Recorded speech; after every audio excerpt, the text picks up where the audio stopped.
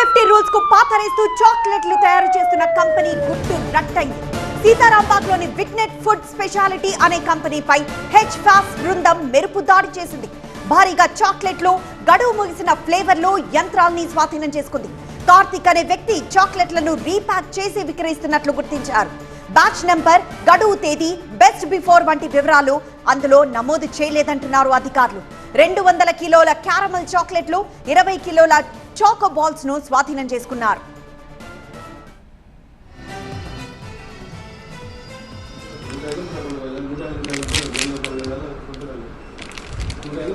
Food safety rules కు పాతరేస్తూ ఇలా చాక్లెట్లు తయారు చేస్తున్న కంపెనీ గుట్టు రట్టయింది.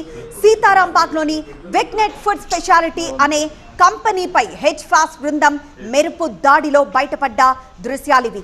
భారీగా చాక్లెట్లు, గడువు ముగిసిన ఫ్లేవర్లు, యంత్రాల్ని స్వాధీనం చేసుకున్నారు. కార్తిక్ అనే వ్యక్తి చాక్లెట్లను రీప్యాక్ చేసి విక్రయిస్తున్నట్లు గుర్తించారు. బ్యాచ్ నంబర్ కానీ, గడువు తేదీ కానీ, బెస్ట్ బిఫోర్ వంటి కానీ ఇవన్నీ ఆ ప్యాకేజ్ మీద ఏవీ కనిపించదు. 200 కిలోల క్యారమెల్ చాక్లెట్లను, 20 కిలోల చాకో బాల్స్ ను స్వాధీనం చేసుకున్నారు. పెస్ట్ కంట్రోల్ రికార్డులు లేకపోవడం, కార్మికుల వైద్య ఫిట్నెస్ సర్టిఫికెట్లు లేకపోవడం వంటి ఉల్లంఘనలు గుర్తించారు. ప్రజారోగ్యానికి ముప్పుగా మారే విధంగా నిబంధనలను ఉల్లంఘించినందుకు నిందితుడిపై కేసు నమోదు చేసి దర్యాప్తు కొనసాగిస్తున్నారు.